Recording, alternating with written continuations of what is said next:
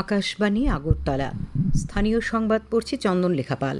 এখনকার বিশেষ বিশেষ খবর হলো, মুখ্যমন্ত্রী অধ্যাপক ডক্টর মানিক সাহা আজ আগরতলার জ্যাকসন গেট এলাকায় 50 শয্যা বিশিষ্ট urban community health centre Agartala civil হাসপাতালের ভিত্তিপ্রস্তর স্থাপন করেন। জিবি হাসপাতালের পরিকাঠামো উন্নয়নে উদ্যোগ নিয়েছে রাজ্য সরকার। ভারত ও থাইল্যান্ড আজ বিভিন্ন ক্ষেত্রে 6টি চুক্তি স্বাক্ষর করেছে। তপন স্মৃতি ঘরোয়া নকআউট ক্রিকেট প্রতিযোগিতার ফাইনালে ব্লাডমাউথ ক্লাব ও জয়নগর ক্রিকেট ক্লাব পরস্পরের বিরুদ্ধে খেলবে।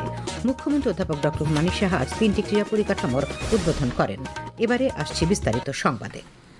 মুখ্যমন্ত্রী অধ্যাপক ডক্টর মানিক সাহা আজ আগরতলার জ্যাকসন গেট এলাকায় 50 শয্যা বিশিষ্ট urban community health centre Agartala civil হাসপাতালের ভিত্তিপ্রস্তর স্থাপন করেন। তিনি সাংবাদিকদের জানান, হাসপাতালটির কাজ আগামী 6 মাসের মধ্যে শেষ হবে। এর দেখাশোনার দায়িত্বে রয়েছে আগরতলা পুর নিগম। আগরতলা শহরের প্রাণকেন্দ্রে অবস্থিত হওয়ায় এই হাসপাতালে শহরের সাধারণ নাগরিক, ব্যবসায়ী, শহরতলি এবং দূরদূরান্ত থেকে বিভিন্ন কাজে আগরতলায় আগত মানুষজন, শ্রমিক স্বাস্থ্য পরিষেবার সুযোগ নিতে পারবেন। ফলে নিকটবর্তী আইজিএম হাসপাতালে রোগীর চাপ অনেকটাই কমবে।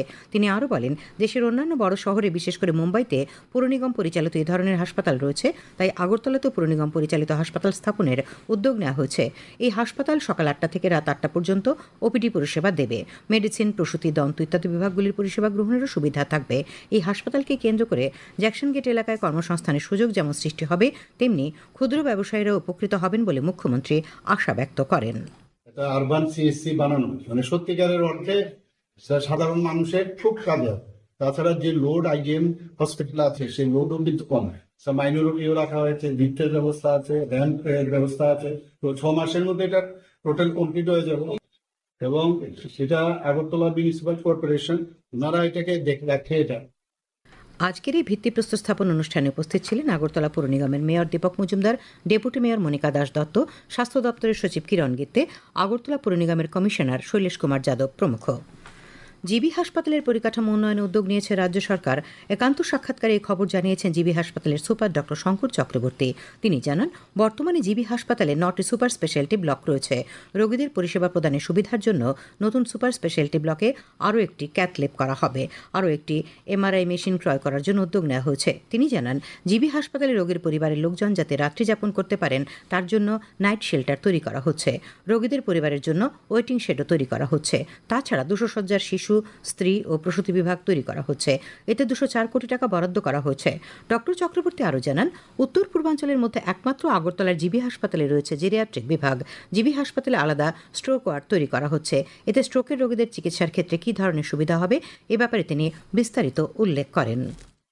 আরেকটা জিনিস আমরা ইউনিক করতে যাচ্ছি, সেটা হলো আমাদের স্ট্রোক ওয়ার্ড।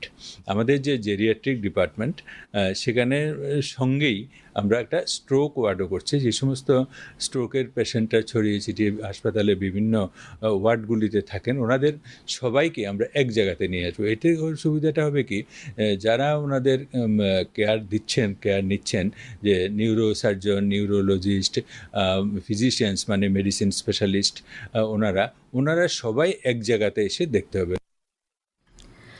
ত্রিপুরা শিল্প উন্নয়ন নিগম গত 3 বছরের শিল্প উন্নয়নে কেন্দ্রীয় সরকার থেকে সরাসরি মোট 5,17,00,000 টাকা এবং শিল্প দপ্তর থেকে 5,62,00,000 টাকা পেয়েছে। ত্রিপুরা শিল্প উন্নয়ন নিগমের অধীনস্থ শিল্পাঞ্চলে গত 3 বছরে প্লাস্টিক জাতীয় পণ্য, পানীয় জল, বিভিন্ন রকমের মুখরোচক খাদ্য, plywood, rubber machine servicing unit, scrap কারখানা গড়ে উঠেছে। সরকারি সূত্রে এই তথ্য জানা গেছে। চরিলাম পঞ্চায়েত সমিতির শিক্ষা, পরিবেশ, সংস্কৃতি, ক্রীড়া ও স্বাস্থ্য প্রভৃতি বিষয়ক স্থায়ী কমিটির এক সভা আজ অনুষ্ঠিত হয়। চরিলাম ব্লকে আয়োজিত সভায় সভাপতিত্ব করেন স্থায়ী কমিটির সভাপতি দেবী চক্রবর্তী।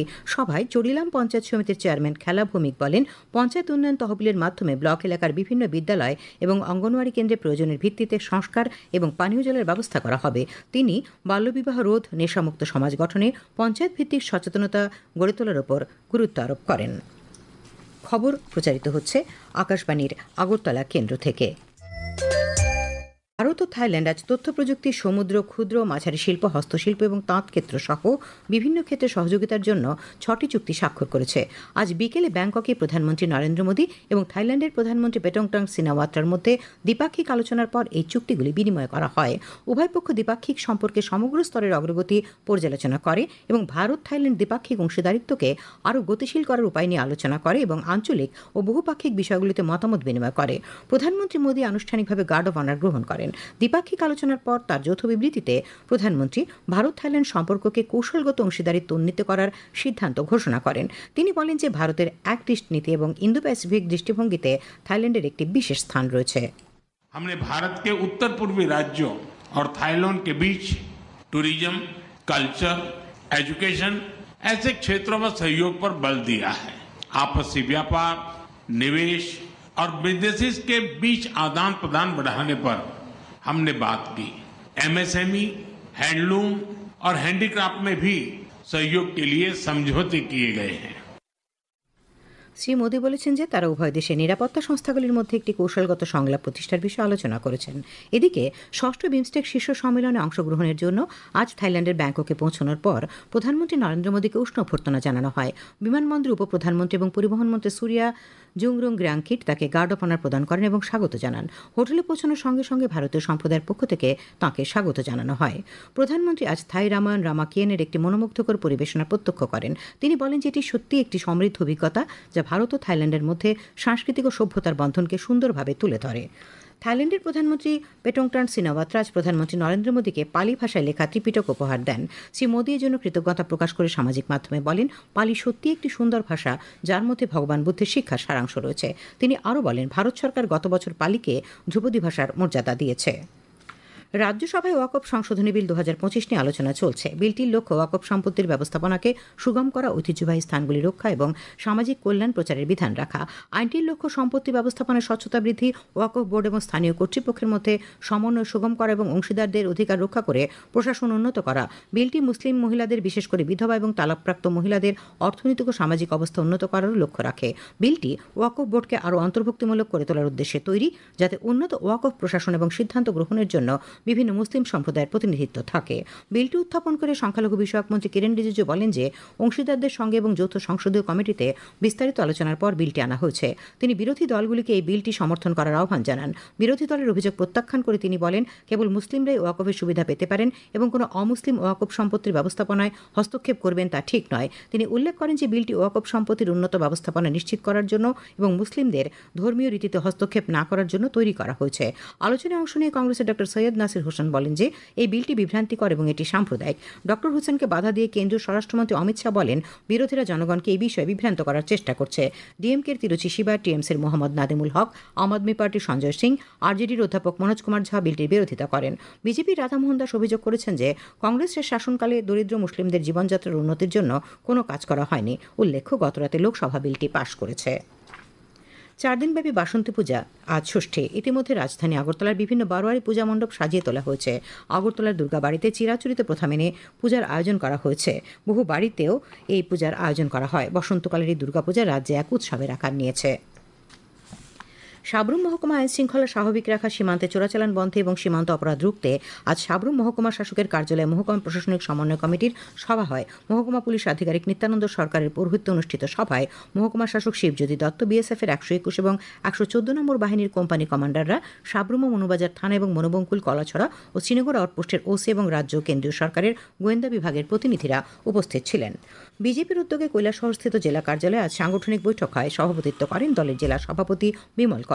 উপস্থিত ছিলেন দলের প্রদেশ সাধারণ সম্পাদক বিধায়ক ভগবান চন্দ্র দাস, রাজ্য ওয়াকফ বোর্ডের চেয়ারম্যান মবস্বর আলী সহ জেলা নেতৃত্ব।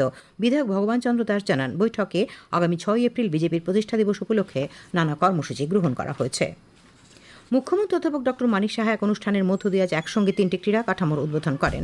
বাধারঘাটের দশরথদেব স্পোর্টস কমপ্লেক্সে সিনথেটিক অ্যাথলেটিক ট্র্যাক, অ্যাস্ট্রোস্টাফ হকি মাঠ সহ ত্রিপুরা স্পোর্টস স্কুলে অ্যাস্ট্রোটাফ ফুটবল মাঠের উদ্বোধন হয় আজ। অনুষ্ঠানে বক্তব্য রাখতে গিয়ে বর্তমান সময় যুব সমাজকে সঠিক দিশা দেখাতে মুখ্যমন্ত্রী খেলাধুলার উপর গুরুত্ব আরোপ করেন। অনুষ্ঠানে ক্রীড়ামন্ত্রী টিঙ্কু রায় রাজ্যে ক্রীড়া কাঠামো গড়ে তোলার ক্ষেত্রে সরকারের ইতিবাচক পদক্ষেপ নিয়ে আলোচনা করেন। অনুষ্ঠানে রাজ্যের বাইরে খেলতে যাওয়া খেলোয়াড়দের সুরক্ষার জন্য বিমারও ঘোষণা করা হয়। অনুষ্ঠানে পৌরোহিত্য করেন এলাকার বিধায়িকা মীনা রানী সরকার। তপনস্মৃতি ঘরোয়া নকআউট ক্রিকেট প্রতিযোগিতার ফাইনালে ব্লাডমাউথ ক্লাব খেলবে জয়নগর ক্রিকেট ক্লাবের বিরুদ্ধে। আগামী 5 এপ্রিল ফাইনাল খেলা হবে।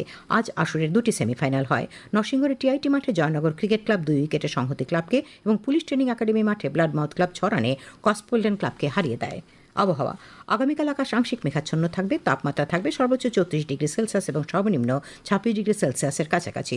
আজ সর্বোচ্চ তাপমাত্রা ছিল 35.2 ডিগ্রি সেলসিয়াস এবং সর্বনিম্ন 25 ডিগ্রি সেলসিয়াস। আগামী 24 ঘন্টায় উত্তর জেলার দু একটি স্থানে বিক্ষিপ্তভাবে বজ্রবিদ্যুৎ সহ বৃষ্টি হতে পারে। শেষ করার আগে খবরের বিশেষ বিশেষ অংশগুলি আরেকবার। মুখ্যমন্ত্রী অধ্যাপক ডক্টর মানিক সাহা আজ আগরতলার জ্যাকসন গেট এলাকায় 50 শয্যা বিশিষ্ট urban community health centre Agartala civil হাসপাতালের ভিত্তিপ্রস্তর স্থাপন করেন। জিবি হাসপাতালের পরিকাঠামো উন্নয়নে উদ্যোগ নিয়েছে রাজ্য সরকার। ভারত ও থাইল্যান্ড আজ বিভিন্ন ক্ষেত্রে 6টি চুক্তি স্বাক্ষর করেছে।